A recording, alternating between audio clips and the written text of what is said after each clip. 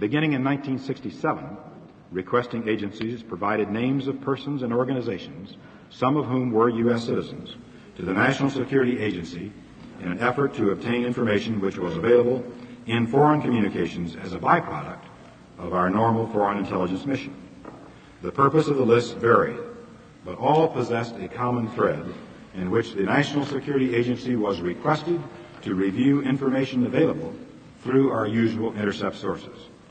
The initial purpose was to help determine the existence of foreign influence on specified activities of interest to agencies of the U.S. government, with emphasis then on presidential protection and on civil disturbances occurring throughout the nation.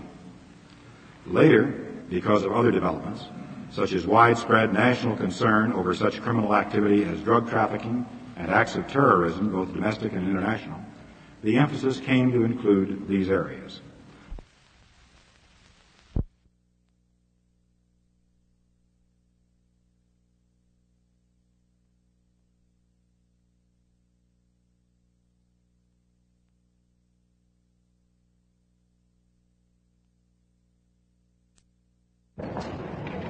For the first time, officials of the NSA revealed Project Minaret, a program of systematic eavesdropping on American citizens between 1967 and 1973.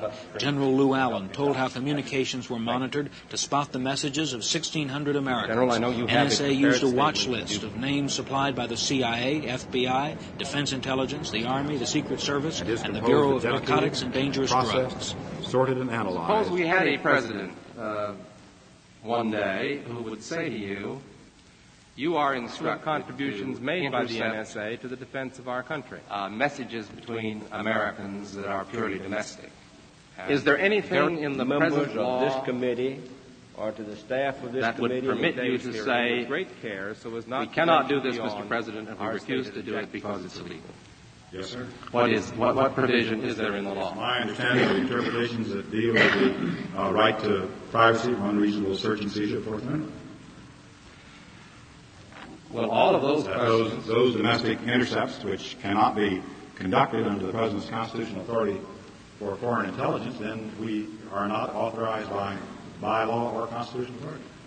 And therefore clearly prohibited. But those very The Senate Intelligence Committee failed to probe very deeply into snooping by the NSA during the public hearing. The committee withheld information it has about Project Shamrock, the NSA operation to monitor private cables sent between the United States and foreign countries. Ford Rowan, NBC News, Washington.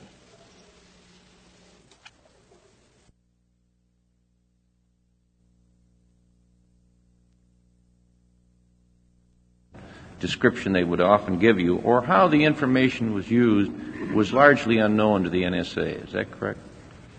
Well, it is certainly to some degree correct, sir. There were the points you have made were recognized at the time, and there were steps taken to try to protect against the dangers that you point out. For example, there was, as a matter of practice, a description of the foreign intelligence requirement to which names were requested. Yeah, they would say this would be for drugs, yes, or this is for personal security of the president, or this is for the purpose of determining whether there's foreign influence in terms of the anti-war movement and so on. But there was no way that you really knew, was there not, in most cases, what may have been behind a request or how that information was being used. Well, yes, sir. That's, in a strict sense, that's certainly correct. And thus, similarly, the IRS is in the same position that if some agency, like the FBI, in its COINTEL program is pursuing an illegal objective, you may be tasked to intercept messages in order to procure information for an illegal purpose. And that, too, then, ought to be defined very carefully to protect your agency from abuse. Would you agree with that? Yes, sir. And I find that answer heartening. During the watch list days, you were pressed heavily, along with the other agencies, to find evidence of foreign involvement, direction, or control of the anti-war movement. Would you say that you found much, if any, evidence of such foreign control and direction? Sir, my understanding of that is not complete. From a review of the results of those messages which we did provide to other agencies, they essentially did deal with foreign influences and foreign support to certain domestic activities. And so in that sense, I would say that the results of the NSA activity did show foreign influence. It is also my understanding that when that information was put in perspective by particularly the CIA, I believe, that their conclusion was that the degree of foreign control was very small. The first part of your answer surprised me a little bit because almost uniformly we've heard evidence from the various other agencies that they found little or foreign. When you're tasked to review something as foreign involved, it's agreed that we could raise today, we're a leading U.S. anti-war activist, and we know him to be a moderate, peaceful person. Matter of fact, someone who quit the anti-war movement even though he was desperately against the war because he so much opposed some of the militancy and violent rhetoric. Sent a message to a popular singer in a foreign country asking for contribution to a peace concert. The message noted the plan, and also his participation. The message noted the planned participation in this concert of some of the most popular musicians and groups in the U.S. at that time, and asked the recipient either to participate directly in providing the entertainment or to support the concert financially. Now, we've agreed not to use the names. I don't know why we've agreed not to use the names, but we have. But I might say the reason being that we haven't first cleared it with these individuals, and there's a matter of their own privacy that we have to take into account. All right, fine. But in any event, when you're picking up stuff like this from peaceful people who just are opposed to a current policy of a war, which now most Americans feel was unwise, do you not think that it raises very serious questions about how you contain snooping and spying on American citizens when an agency is required to pursue an objective which virtually defies definition and can spill over so easily in a way to undermine and discourage political criticism and dissent in this country? I'm afraid, sir, I have to dodge the basic philosophic nature of your question because the facts are that as a technical collection agency, NSA was asked to a far more simple question, which is a little hard for me to go back and construct all the emotion at the time, certainly not the same as today. But that question was that the Defense Intelligence Agency, in this particular case, asked for information on the funding of certain U.S. peace and anti-Vietnam War groups. And this message was from such an organization or person to an overseas location where foreign funding and support was requested. It is certainly true that at this time in history, one would probably have a substantially different view of that than at the time it was asked. But it shows how very difficult it is to define the outer parameters of a search like that, does it not? I mean, if we could use the names today, I think the people would be surprised at governmental concern or the feeling that government had the right to snoop in such messages, would they not? Well, I only can say I don't know how to answer your question. The requirement to us, the request for information, was very specific and very constrained and addressed to a very narrow point. Yeah. The broader aspect to your question, I think I'm not really qualified to answer. Well, I think that's why we have to define your requirements to include some very precise limits on the interruption of citizens' rights, because I wanted to ask that question to get two rules that bear on this committee that maybe some of our members have forgotten about.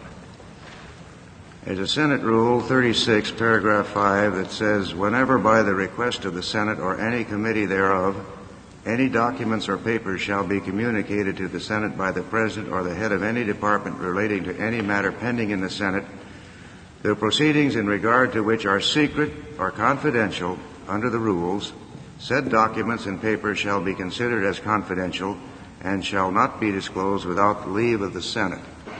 I wanted to make that a part of the record in the event that any classified information might be offered by members of this committee under the assumption that we have the power to downgrade or classified information. Then we, in our own rules, under Senate Resolution 21, the Select Committee is required to protect classified information. Section 7 reads as follows.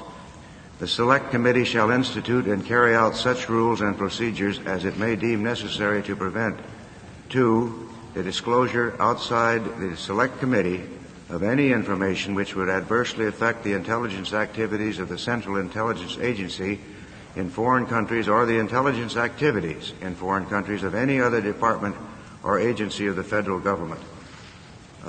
So you are probably, in your opinion, operating outside the law. I just wanted to set the stage so that this committee would not try to operate outside the rules of the Senate and the rules of its own committee.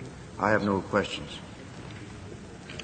Thank you, Senator Goler. I think it reply to the suggestion that the committee is operating outside of the rules of the Senate or outside of the law. I don't believe that to be a correct statement of the position of this committee. But I won't interrupt the line of questioning at this time because I think senators would like to have a chance to complete the questioning of the witness. Chairman, I didn't charge that we had operated outside the rules. I said we may. Very well. We will discuss that at greater detail unless the senator would like to discuss it now. I thought we'd go through the line of questioning. No, I just first. want to protect you and all of us. All right. Fine. Thank you, Senator Goldwater. I really appreciate that. I must say, Mr. Chairman, that I'm very touched by Senator Goldwater's concern for your safety. Let's see. Who's next here? Senator Baker. Mr. Chairman, thank you very much. General, I notice in your statement on page BI-6. On all matters, past or present, relating to the NSA. That was terribly broad, sir. Well, it seemed to me that the administration took a terribly broad position. I believe it is probably fair to say on all matters that relate to the intelligence operations of the National Security Agency. Yes, sir.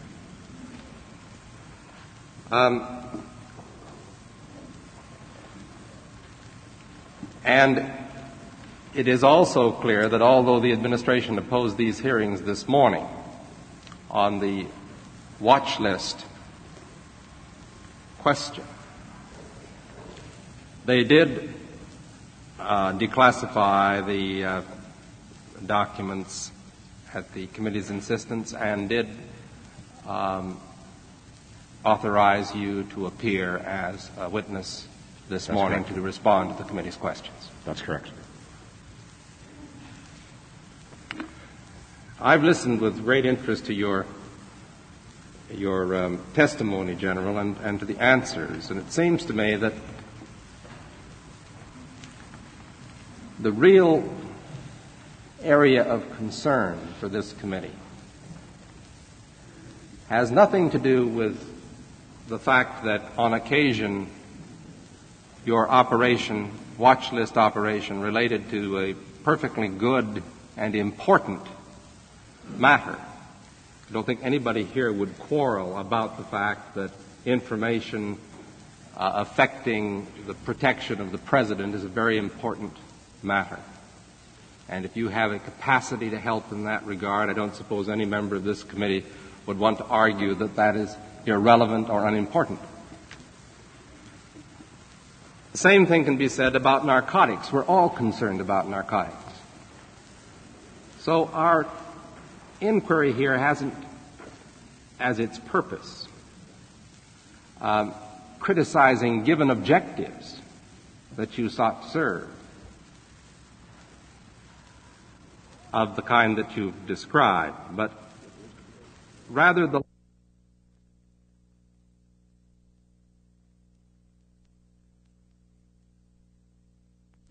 NSA does not now, and with an exception to be described, has not in the past, conducted intercept operations for the purpose of obtaining the communications of U.S. citizens.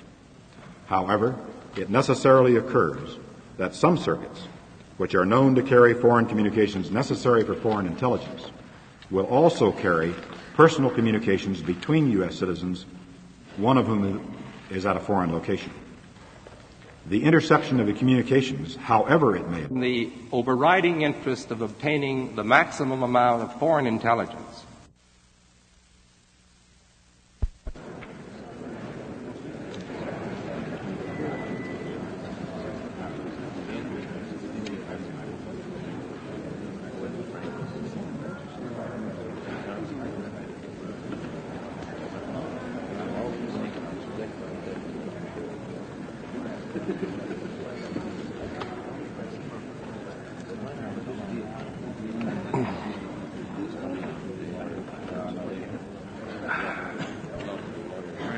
Yes. The hearing will please come to order.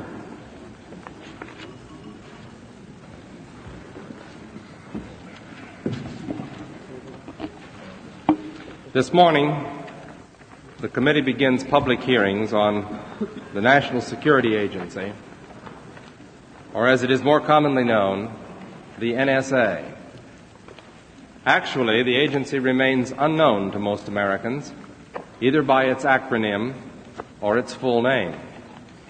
In contrast to the CIA, one has to search far and wide to find someone who has even heard of the NSA. This is peculiar because the National Security Agency is an immense installation. In its task of collecting intelligence by intercepting foreign communications, the NSA employs thousands of people and operates on an enormous budget. Its expansive computer facilities comprise some of the most complex and sophisticated electronic machinery in the world. Just as the NSA is one of the largest and least known of the intelligence agencies, it is also the most reticent. While it sweeps in messages from around the world, it gives out precious little information about itself. Even the legal basis for the activities of NSA is different from that of other intelligence agencies. No statute establishes the National Security Agency or defines the permissible scope of its responsibilities. Rather, executive directives make up the sole charter for the agency. Furthermore, these directives fail to define precisely what constitutes the technical and intelligence information which the NSA is authorized to collect. Since its establishment in 1952, as a part of the Defense Department, representatives of the National Security Agency have never appeared before the Senate in a public hearing. Today we will bring the agency from behind closed doors. The committee has elected to hold public hearings on the NSA only after the most careful consideration to imperial character. We have prepared ourselves exhaustively. We have circumscribed the area of inquiry. We have a particular obligation to examine the NSA in light of its tremendous potential for abuse. It has the capacity to monitor the private conversations of American citizens without the use of a bug or a tap. The interception of international communication signals sent through the air is the job of NSA, and thanks to modern technological developments, it does its job very well. The danger lies in the ability of the NSA to turn its awesome technology against domestic communications. Indeed, as our hearings into the Houston Plan demonstrated, a previous administration and a former NSA director favored using this potential against certain U.S. citizens for domestic intelligence purposes. While the Houston Plan was never fully put into effect, our investigation has revealed that the NSA had in fact been intentionally monitoring the overseas communication of certain U.S. citizens long before the Houston Plan was proposed, and continued to do so after it was revoked. This incident illustrates how the NSA could be turned inward and used against our own people. It has been a difficult task of this committee to find a way through the tangled webs of classification and claims of national security, however valid they may be, to inform the American public of deficiencies in their intelligence services. It is not, of course, a task without risks, but it is the one that we have set out for ourselves. The discussions which will be held this morning are efforts to identify publicly certain activities undertaken by the National Security Agency which are of questionable propriety and dubious legality. General Allen, Director of the NSA, will provide for us today the background of these activities, and he will be questioned on their origins and objectives by the committee members. Like the CIA and the IRS, the NSA, too, had a watch list containing the names of U.S. citizens. This list will be of particular interest to us this morning, though we will take up another important subject as well.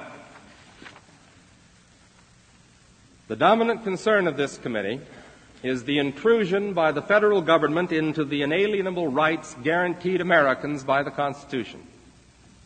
In previous hearings, we have seen how these rights have been violated by the intelligence services of the CIA, the FBI, and the IRS. As the present hearings will reveal, the NSA has not escaped the temptation to have its operations expanded into provinces protected by the law.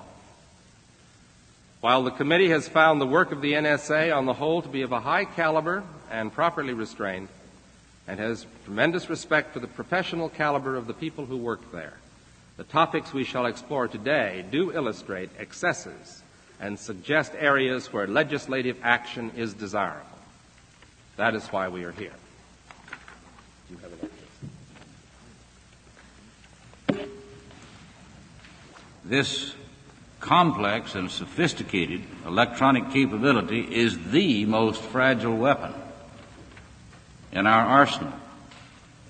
And unfortunately, I cannot elaborate on that because that would not be proper. Public inquiry on NSA, I believe, serves no legitimate legislative purpose while exposing this vital element of our intelligence capability to unnecessary risks acknowledged in the chairman's own statement. SRES 21 does authorize NSA inquiry, and this has been done very thoroughly in closed session. You solemnly. This exclusion has usually been applied and is applied now. However, we will describe a particular activity in the past when that exclusion was not applied. It is conducted in such a manner as to minimize the unwanted messages. Nevertheless, many unwanted communications are potentially available for selection. Subsequent processing, sorting, and selecting for analysis is conducted in accordance with strict procedures to ensure immediate and, wherever possible, automatic rejection of inappropriate messages. The analysis and reporting is accomplished only for those messages which meet specified conditions and requirements for foreign intelligence. It is certainly believed by NSA that our communications, including some between U.S. citizens, when one of the communicants was at a foreign location. The origin of such an activity is unclear. During the early 1960s, requesting agencies had asked the National Security Agency to look for reflections in international communications of certain U.S. citizens traveling to Cuba. 1967 to 1973, requirements for watch lists were developed in 4 basic areas: international drug trafficking, presidential protection, acts of terrorism, and possible foreign support or influence on civil disturbances. In the 60s, there was presidential concern voiced over the massive flow of drugs into our country from outside the United States. Early in President Nixon's administration, he instructed the CIA to pursue with vigor intelligence efforts to identify foreign sources of drugs and the foreign organizations and methods used to introduce illicit drugs into the United States. The BNDD in 1970, the Bureau of Narcotics and Dangerous Drugs, asked the National Security Agency to provide communications intelligence relevant to these foreign aspects. and BNDD provided watch lists with some U.S. names. International drug trafficking requirements were formally documented in USIB requirements in August 1971. The activity in 1973. The one instance in which foreign messages were intercepted for specific watch list purposes was the collection of some telephone calls passed over international communications facilities between the United States and South America. The collection was conducted at the specific request of the BNDD to produce intelligence information on the methods and locations of foreign narcotics trafficking. In addition to our own intercept, CIA was asked by NSA to assist in this collection.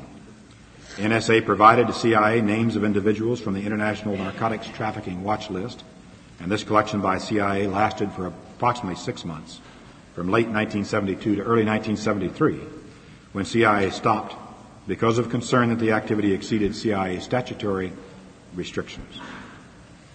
When the watch list activity began, the National Security Agency raised by the various watch lists that you have described. I might say for the benefit of everyone concerned that it's the committee's intention to call on the Attorney General in order that the questions regarding the possible illegality of these watch list operations and also questions relating to the constitutional guarantees under the Fourth Amendment can be taken up with the proper official of the government, the Attorney General of the United States. We would hope to have Attorney General Levy here to discuss the legal and constitutional implications of your statement at a later date, perhaps next week. So I would hope that on that score, members would not press you too far, since the proper witness, I think, is the Attorney General. Yes, sir. And one of which is outside. With respect to wholly domestic communications, is there any statute that prohibits your interception thereof, or is it merely a matter of your internal executive branch directives? My understanding, Mr. Schwartz, is that at least the National Security Council Intelligence Directive defines our activities as foreign communications, and that we have adopted a definition for foreign communications consistent with the Communications Act of 1934, and therefore I think that is the... All right, but you believe you're consistent with the statutes, but there isn't any statute that prohibits your interception of domestic communications? I believe that's correct. Nothing further, Mr. King. Just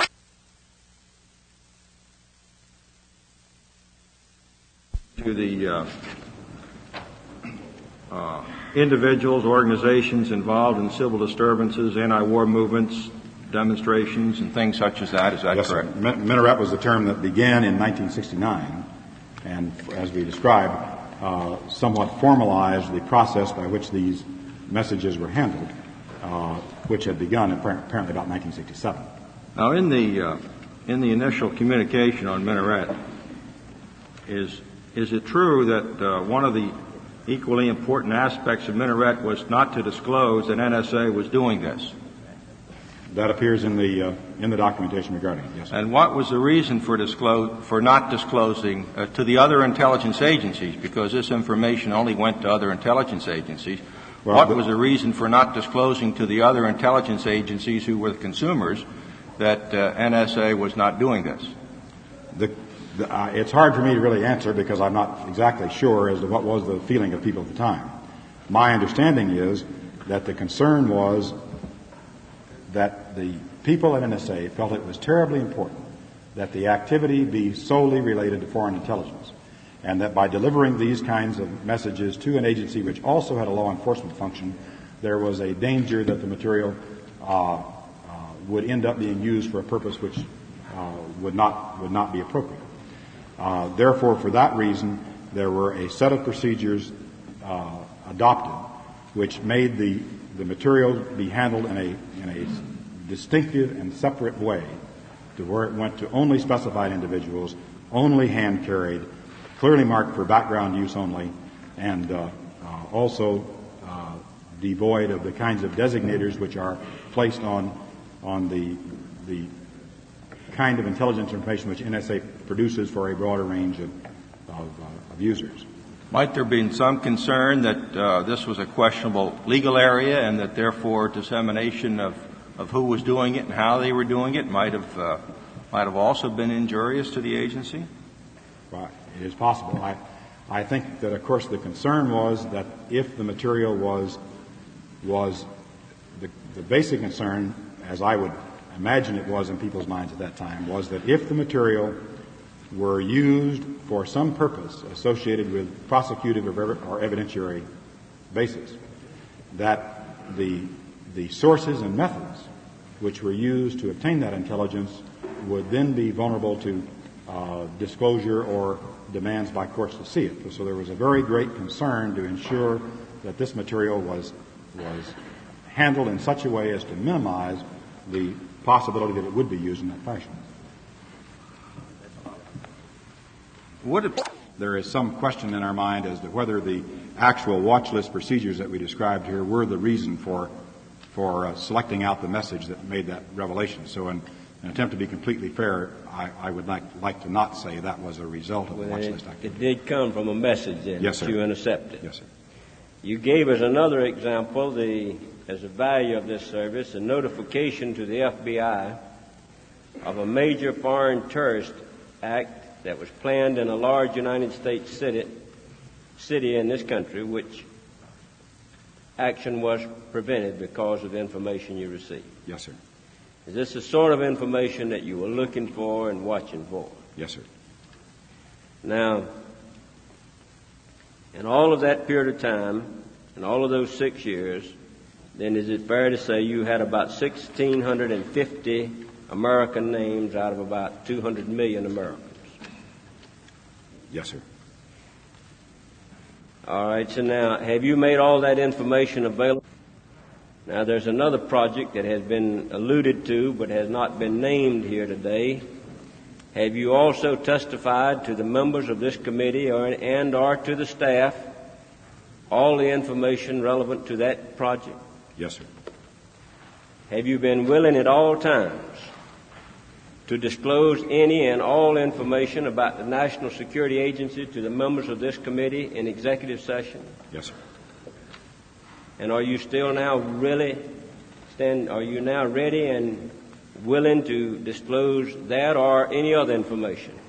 In closed session, yes, sir. In closed session to this committee of United States Senators? Yes, sir. Now, you testified also about the law with regard to this disclosure of information. Bear with me just a minute.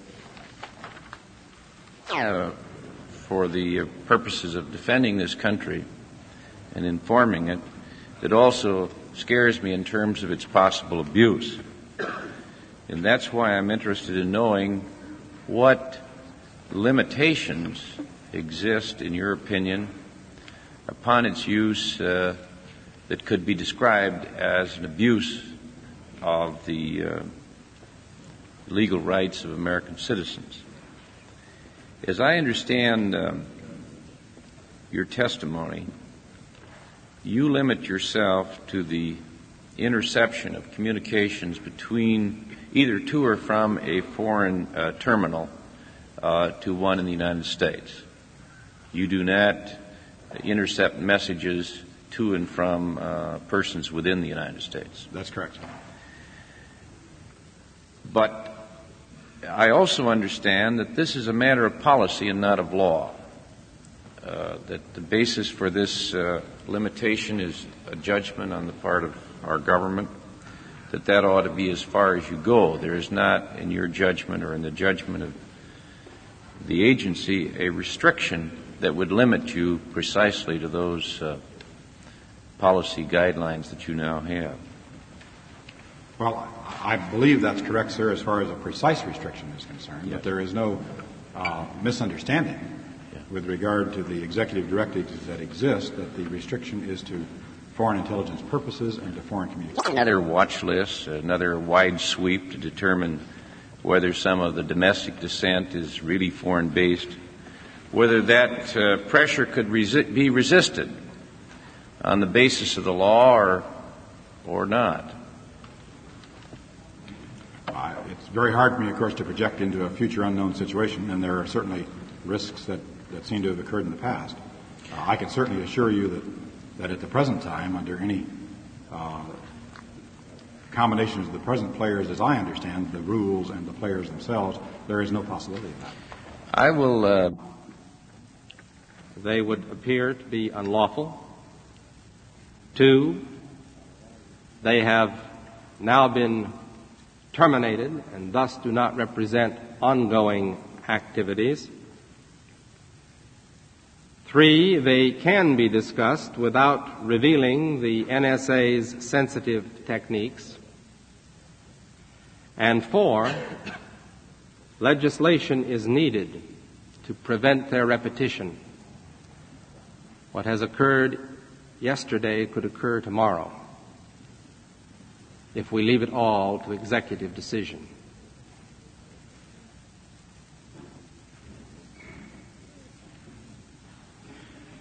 Now, as I have said, as to one of these, the watch list, the administration agreed to declassify the documents and authorize General Allen to testify as he has.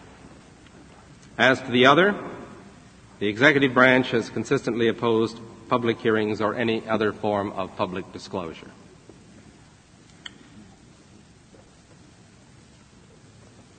Yesterday, the committee, in the manner I described in response to Senator Goldwater,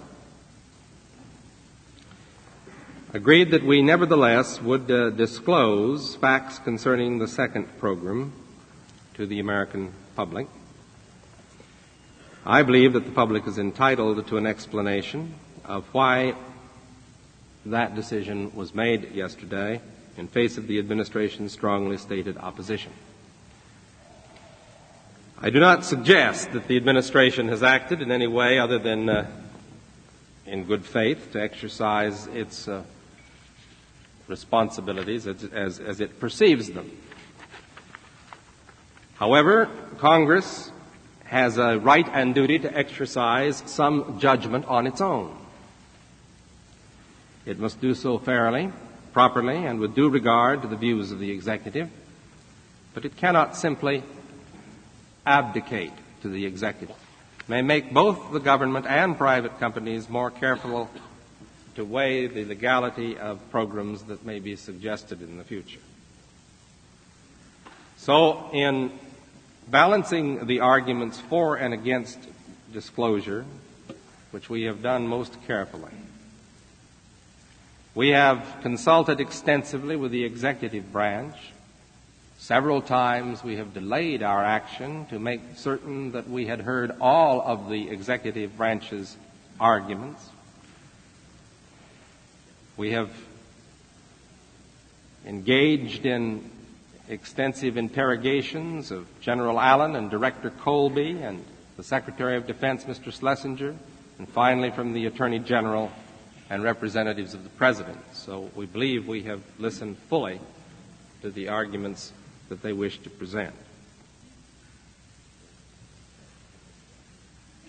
Now, if the committee remains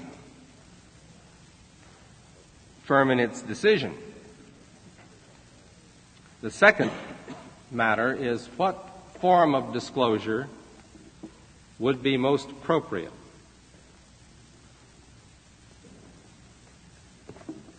Since witnesses have not been made available by the executive branch,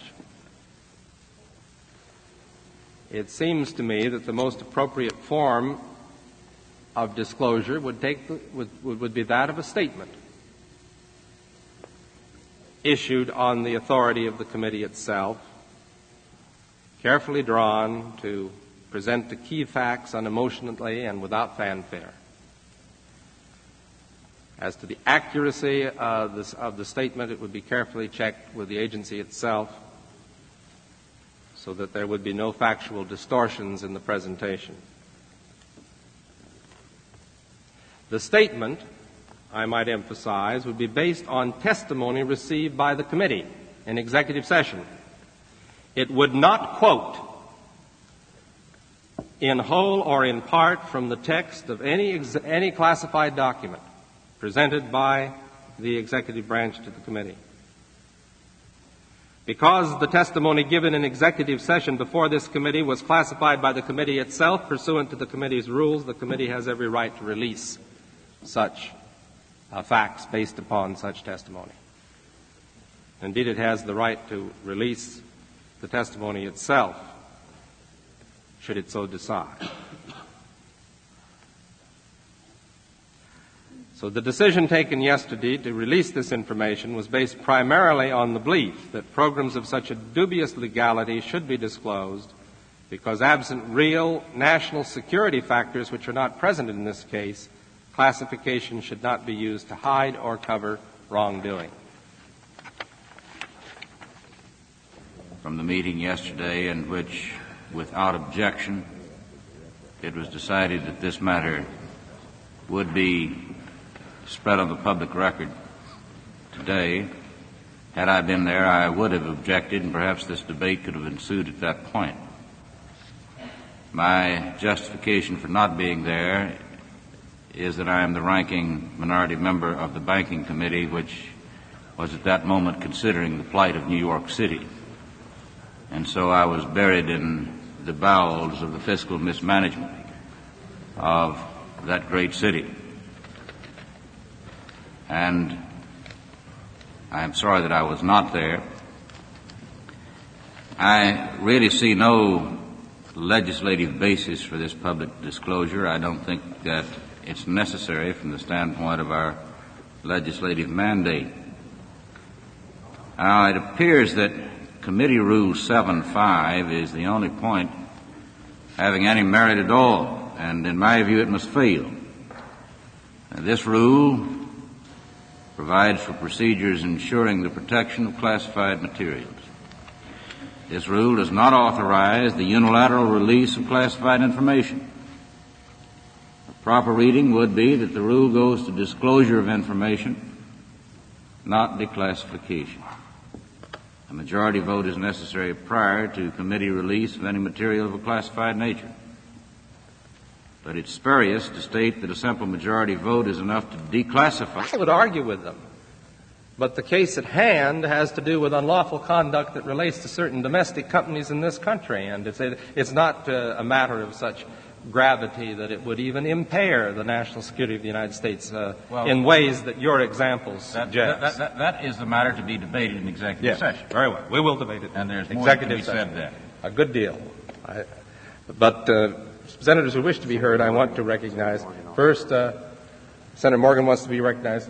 First, let me recognize Senator Baker. Well, thank you very much. Then I'll recognize Senator Morgan. I won't take very long. I simply want to say that it's a matter of legal argument that the rules of this committee can be no broader nor create any authority and jurisdiction beyond the rules of the Senate from which we derive our authority. And it seems to me that the rules of the Senate at least arguably say that a classified